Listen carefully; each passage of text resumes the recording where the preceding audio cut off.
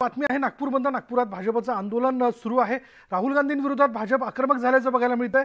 छत्रपती शिवरायांसोबत तुलना केल्याचा आरोप हा राहुल गांधींवरती करण्यात आलेला आहे। त्या संदर्भातला व्हिडिओ त्यांनी समाज माध्यमांवरती टाकलेला होता, सोशल मीडियावरती टाकलेला होता आणि त्याचा निषेध करत आता भाजपच्या कार्यकर्त्यांनी घोषणाबाजी जी ती सुरू केली आहे। राहुल गांधींचा जाहीर निषेध असं म्हणत त्यांच्या विरोधात घोषणाबाजी केली जाते।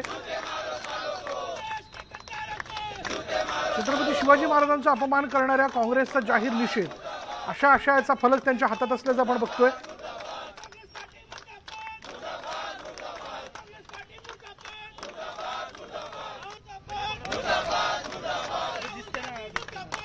भारतीय जनता युवा मोर्चाच्या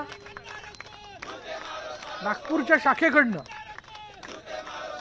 हे निषेध करण्यात येतो। काँग्रेसच्या काही नेत्यांनी राहुल गांधी यांची तुलना जी आहे ती शिवाजी महाराजांसोबत केली होती। त्यावरून संतापलेल्या भारतीय जनता युवा मोर्चाच्या कार्यकर्त्यांकडून नागपूरच्या बडकस चौकामध्ये जे आहे ते राहुल गांधी आणि काँग्रेस कार्यकर्त्यांच्या विरोधात जे आहे ते आंदोलन केलं जात आहे। राहुल गांधी यांचा पोस्टर हातात घेऊन जे आहे ते त्या बोटवर क्रॉस लावण्यात आलेला आहे आणि राहुल गांधींकडून माफी मागण्याची मागणी जी आहे ती केली जाते। आपल्यासोबत युवा मोर्चाच्या प्रदेश महामंत्री शिवानी दानी आहेत। मला सांगा काय तुमची मागणी आहे, कशासाठी हे सगळं आंदोलन? आमची मागणी ही फक्त आमची नाही, संपूर्ण देशाची मागणी आहे।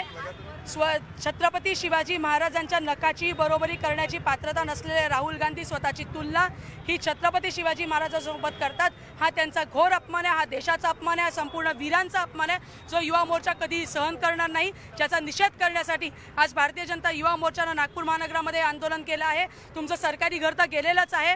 जर का तुम्ही देशाची माफी मागितली नाही, जर का तुम्ही सांभाळला नाही स्वतःला, जर का तुम्ही होशमध्ये आले नाही, तर तुम्ही ज्या कुठल्या घरात राहत असाल त्या घरात घुसून तुमचा खरपूस समाचार घेतल्याशिवाय युवा मोर्चा राहणार नाही, हे सांगण्यासाठी आजचं आंदोलन आहे।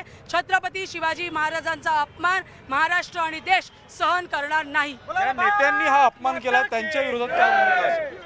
आम्ही आज इथे आंदोलन करत आहोत। गरज पडली तर न्यायिक लढाई सुद्धा लढण्याची आमची तयारी आहे। आज फक्त महाराष्ट्रात आंदोलन होत आहेत, गरज पडली त्यांनी माफी मागितली नाही तर संपूर्ण देशभर याच्या ठिणग्या पेटतील।